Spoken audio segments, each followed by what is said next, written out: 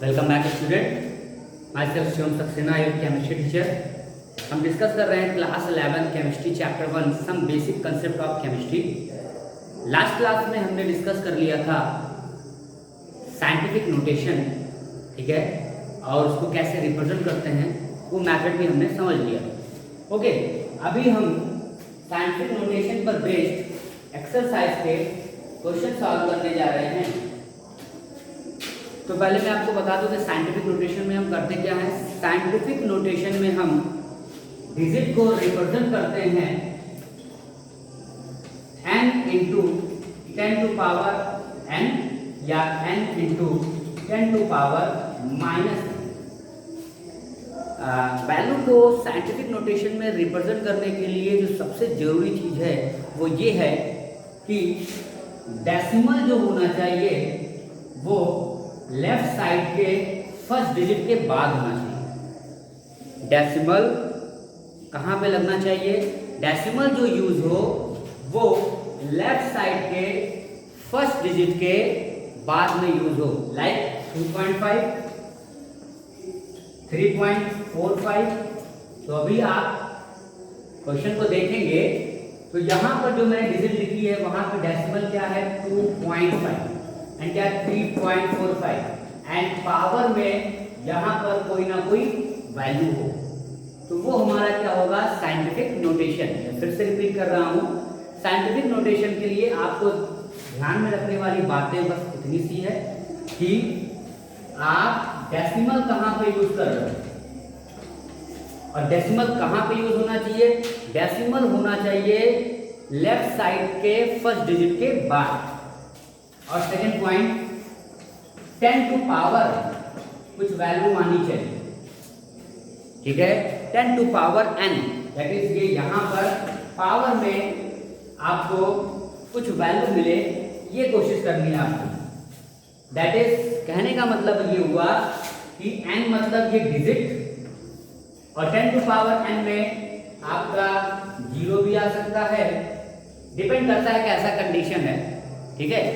अभी मैं उस पर ही ले जा रहा हूं आपको, ठीक है। आपको याद रखना है कि 10 टू पावर में भी वैल्यू आनी चाहिए, 10 टू पावर में।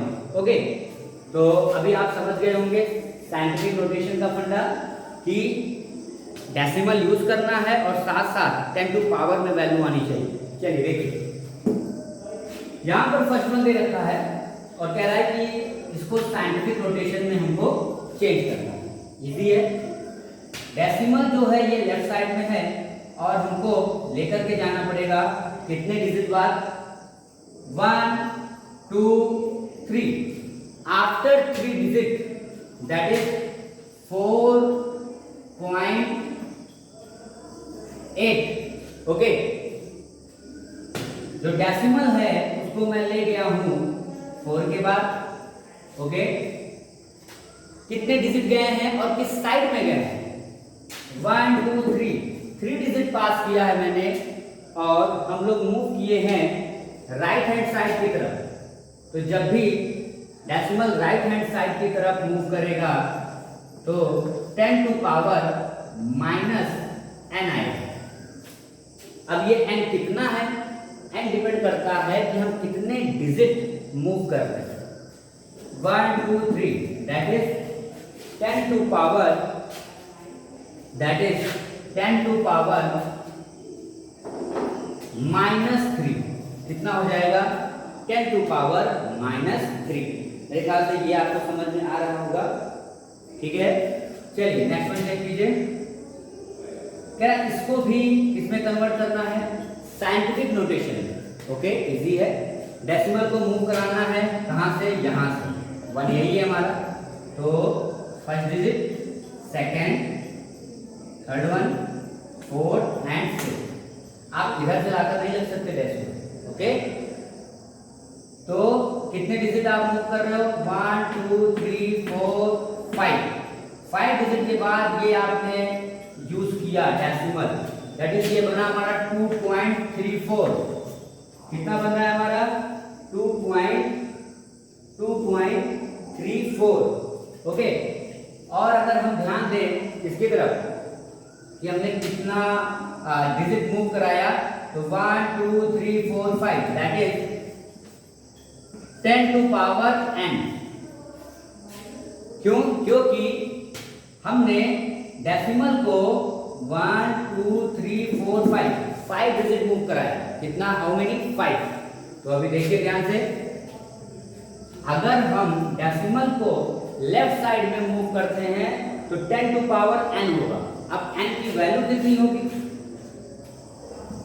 n की वैल्यू जो होगी वो हो जाएगी हमारी 5। ओके, अभी थर्ड वन की तरफ चलिए। इसको भी साइंटिफिक नोटेशन में कन्वर्ट करना है तो क्या करें? डेसिमल को हमको लेकर के आना पड़ेगा यहां पर, ठीक। तो 1 2 3 4, तो हमने क्या किया? 8.008। ओके, हमने ये कर दिया 8.008। कोई दिक्कत है? नो।